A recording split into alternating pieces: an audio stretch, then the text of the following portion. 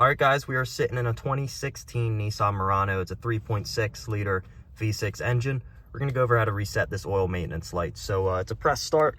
So we're gonna get it to the on position. So 2 presses of this button, 1, 2. And once you're here, you're in the on position. You're gonna go ahead and use these buttons to scroll through your menus. So you're gonna use this side arrow. You're gonna press it once and it should bring you to here. You know, if you start here, you're just gonna keep pressing all the way. Press until you get to settings. Once you get here, you're gonna hit OK, press it in, and then you're gonna use the OK button, flick it up and down to scroll. You're gonna flick it down all the way to maintenance. You're gonna press it in for OK. Oil and filter, press it in for OK, and then you can reset your trip. You can make it longer or shorter depending on what you want. We're just gonna keep it at 5,000. Scroll on down, so flick it downwards, and you're gonna hit reset. So press OK, confirm reset, yes, and there you go.